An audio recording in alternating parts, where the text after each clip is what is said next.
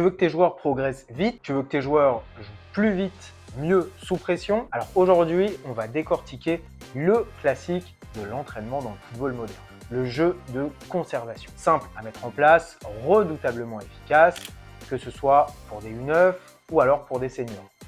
Et à la fin de cette vidéo, tu auras des objectifs clairs, 3 formats testés sur le terrain, des consignes précises par catégorie d'âge et un plan de séance prêt à l'emploi. Mais avant de plonger dans le concret, posons d'abord le contexte. Le football moderne, c'est quoi? La maîtrise du ballon, une circulation rapide et une bonne prise d'information sous pression. Le jeu de conservation, c'est la base pour ancrer ces principes, tout en gardant un cadre ludique, compétitif et surtout addictif pour tes joueurs. Maintenant qu'on a posé le décor, rentrons dans le vif du sujet. C'est quoi exactement un jeu de conservation? Un jeu de conservation, concrètement, c'est garder la possession dans un espace défini avec des règles simples. L'obligation pour tes joueurs de se déplacer, d'offrir des solutions, de communiquer et d'enchaîner vite. En résumé, on travaille la technique, le collectif et la prise de décision, tout ça en même temps. Tu comprends le principe et concrètement, qu'est-ce que ça développe chez tes joueurs? Là encore, c'est très simple. Premier niveau, la technique. Pourquoi c'est si efficace? Tout simplement parce qu'on répète les fondamentaux à haute intensité. Contrôle orienté, passe courte dans le bon tempo, conduite sous pression, jeu en mouvement permanent. En 2 minutes de rondo, chaque joueur enchaîne plus d'actions en 15 minutes de match. C'est un véritable accélérateur de progression. La technique, c'est bien, mais le jeu de conservation va beaucoup plus loin. Niveau 2, la tactique. Avec ballon, l'idée, c'est de garder la maîtrise. Sans ballon, l'idée, c'est de créer des angles et de respecter les hauteurs. On développe les appuis, la profondeur de jeu, le placement collectif. Tu peux limiter le jeu à 1 ou 2 touches, et le résultat, tu le verras très rapidement, c'est que tu auras une vitesse d'exécution maximale et une qualité d'appui obligatoire. Les joueurs apprennent à jouer avec et sans ballon. La technique, c'est OK, la tactique, c'est OK, mais il reste un élément crucial qu'on oublie trop souvent. Et le 3e niveau, il s'agit du cognitif. Le mental, c'est ici que ça se passe. Les joueurs scannent l'environnement, identifient l'espace libre, communiquent avec des mots très simples comme par exemple dos, tourne, fixe, inverse, etc. Et on va dire que ce format renforce l'esprit d'équipe. Des défis courts, un scoring très clair, des rotations rapides, un brick, concentration, intensité et cohésion. Donc maintenant, tu sais pourquoi c'est efficace. Passons au comment.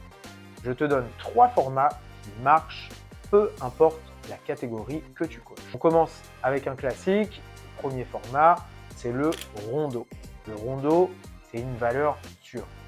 Alors 5 à 8 joueurs autour, 1 ou 2 défenseurs au centre et l'objectif, c'est de conserver le ballon et d'éviter l'interception. Et donc, pour augmenter la difficulté dans cet exercice, tu peux réduire l'espace, tu peux imposer une touche minimum ou alors tu peux fixer des règles comme par exemple 3 passes égale 1 point. L'erreur numéro 1 dans ce type d'exercice, c'est de jouer arrêté. Alors en tant que coach, il faut que tu rappelles constamment à tes joueurs de bouger après la passe.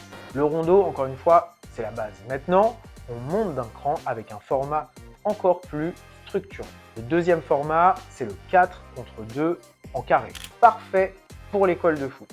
4 appuis au coin, 2 chasseurs au centre. Et là, on met l'accent sur quoi?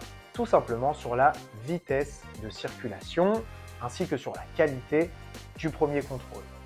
L'idée, c'est que la passe soit dans la course. Il y a plusieurs variantes possibles à cet exercice, comme par exemple limiter le nombre de touches, imposer un renversement après 3 passes, ajouter un joker neutre qui joue avec les porteurs. Bref, cet exercice est simple, efficace et tu constateras une progression de tes joueurs très rapidement. Premier format, c'est OK. 2e format, on vient de le voir. Maintenant, on passe à la vitesse supérieure, on est plus avancé. Le 3e format, il marque donc la supériorité numérique. 6 contre 3, 8 contre 4.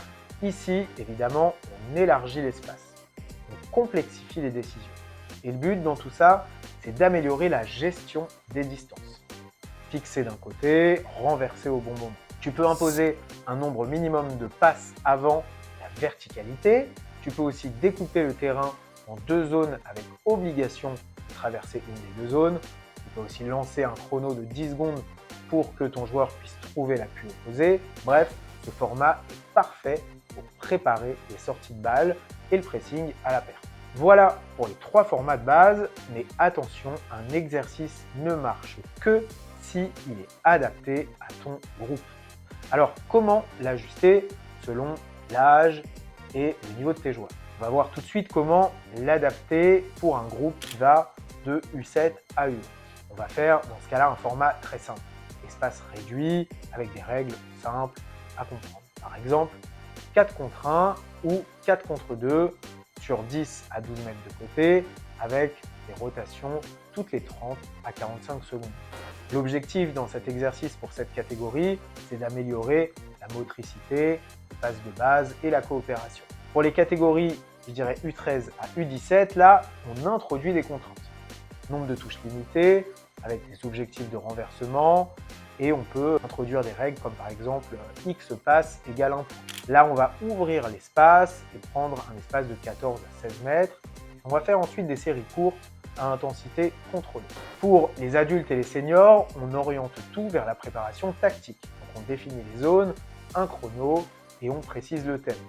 Jeu court, conservation avant de projection, pressing, etc. Au niveau de l'espace, on peut faire quelque chose entre 16 et 20 mètres. On va ajuster ça en fonction de ton effectif. Là, il faut que tu exiges une vraie qualité d'orientation, circulation et d'appui. Donc bon, maintenant, tu as les formats, tu sais les adapter. Maintenant, on passe à la logistique parce que, on le sait tous, un bon exercice mal organisé, ça ne donnera absolument rien. Concrètement, comment tu organises ça? Il y a 4 règles d'or. La première, trace précisément l'espace avec des plots. La deuxième, annonce les consignes avant de démarrer. La troisième, précise la durée et les rotations. Enfin, la quatrième, garde un scoring lisible. Par exemple, 3 passes égale 1 point, renversement égale 2 points, interception égale +1 pour les chasseurs. Cet exemple est simple, clair et efficace. L'exercice est lancé, tes joueurs sont dedans, maintenant c'est ton moment en tant que coach. Qu'est-ce que tu corriges en live pour maximiser la progression? Alors, pendant l'exercice, qu'est-ce que tu dois corriger? Il y a plusieurs points à surveiller. L'orientation du corps, l'épaule doit évidemment s'ouvrir vers le jeu. Les angles, il faut éviter d'être sur la même ligne que le porteur. Le rythme, il faut alterner temporisation et accélération.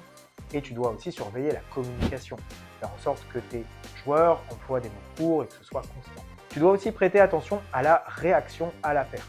3 secondes maximum pour récupérer ou retarder. Bref, il faut que tu scannes, que tu corriges et que tu valorises. Tu coaches bien, tes joueurs progressent. Mais pour éviter la routine et maintenir un engagement à 100%, voici quelques petites variantes que tu vas pouvoir intégrer à tes séances. Pour maintenir la concentration, voilà ce que tu peux faire. Ajoute des jokers intérieurs ou extérieurs. Ajoute de la supériorité instantanée, des touches asymétriques, une touche côté fort, 2 touches côté faible. Et tu peux aussi ajouter des contraintes. Par exemple, pas 2 passes de suite au même joueur. Et tu peux aussi valoriser la passe dans la course en mettant un point bonus. Tu verras que ces variantes entretiennent la concentration et la qualité technique. Maintenant que tu as toutes les clés en main, parlons des pièges. Parce que bon, même avec le meilleur exercice du monde, certaines erreurs tuent la progression. Les erreurs qu'on voit tout le temps, généralement, c'est que les joueurs jouent arrêtés. Certains joueurs se cachent dans l'ombre du porteur, d'autres font des passes à plat sans angle. Il peut y avoir aussi parfois un manque de largeur, pas de réaction à la perte. Et donc toi, en tant que coach, tu as des rappels clés à marteler. La largeur d'abord, appui, soutien, fixe, décale, etc., etc. Il faut que tu répètes ces principes encore et encore. Voici maintenant un plan de 12 minutes prêt à l'emploi. Premier bloc, rondo, 5 contre 2. 4 séries de 90 secondes avec rotation des chasseurs.